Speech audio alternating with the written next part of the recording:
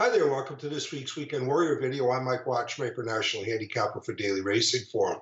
Lots of stakes races across the country and north of the border to choose from on Saturday. The three I picked were the United Nations, the headliner at Monmouth Park, the Smile Sprint, one of the two big races down at Gulfstream Park on Saturday, and the Queen's Plate, the big event up at Woodbine on Saturday. Let's begin with the United Nations. There's a field of 9 in here, and trainer Chad Brown has 4 of the 9 entrants. And since it's a turf stake, you can make the logical assumption that he's pretty much got this field over a barrel, and I think he does. Of the 4 that he has in here, the one I want is Kurlov. Kurlov, I thought ran well winning an allowance race at Belmont Park last time out. He was a dead heat winner with Profiteer, who's also in this UN. They finished in front of Highland Sky, who validated the form of that race when he came back to win his next start with a 103 Beyer speed figure. 2 starts back, Kurlov just didn't handle off going at Churchill Downs, but 3 starts back, his race in the Gulfstream Park turf was, I thought, terrific. That was a strong event. He narrowly missed the heart-to-heart and came back to win the Makers 46 mile with a 105 Beyer figure, and the Shoemaker mile with a finish narrowly beaten second, the Shoemaker mile with a 106 Beyer figure.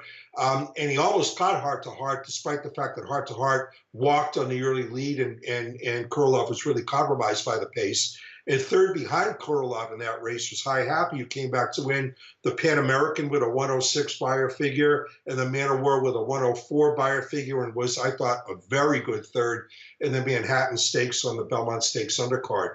So it's Kurlov for me in the United Nations. Let's move on to the Smile Sprint. And XY Jet is obviously the horse to beat in here. I mean, he's been a very unlucky horse to be narrowly beaten second in 2 of the last 3 runnings of the Dubai Golden Shaheen on the Dubai World Cup undercard. Now, it took him a while to get back to good form in the first of those outings, but that's because he came out of that race with a knee chip. He's back relatively quickly after competing in the most recent version of the Dubai Golden Shaheen, so that suggests he's healthy. And while he absolutely can win this race and he's the best horse on paper, I'm going to try and beat him only because I thought he had no excuse not to win the latest edition of the Golden Shaheen. There was a lot of speculation as that Dubai World Cup card was unfolding that there was an inside speed bias on that maiden racetrack.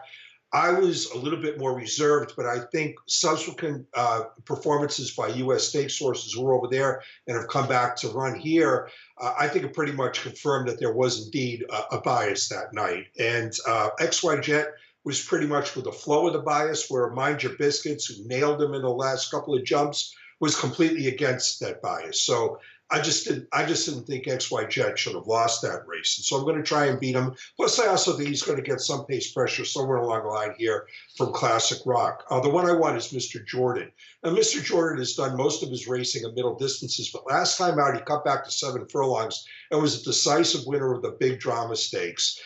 Now he's cutting back to 6 furlongs, but with the positional speed that he showed, off the cut back to 7 furlongs in the big drama, I think the cut back to 6 furlongs should be within his scope. I think he's poised to sit an absolutely dream trip in this race behind XY Jet, and then Classic Rock going up at some point in the race to press XY Jet. I'm looking for Mr. Jordan to all of a sudden at the age of 6 become a meaningful sprinter. Let's wrap it up with the Queen's Plate. That's for Canadian-bred 3-year-olds. It's very much Canada's version of the Kentucky Derby, and it's a wild race. There are 16 horses in it. I mean, you almost have to go for this race because it's like Mount Everest, just because it's there. Certainly Telekinesis, who won the plate trial in his most recent start, and the 1-2 finishers of the Woodbine Oaks, Dixie Moon and Wonder Godot, are going to be tough in this spot.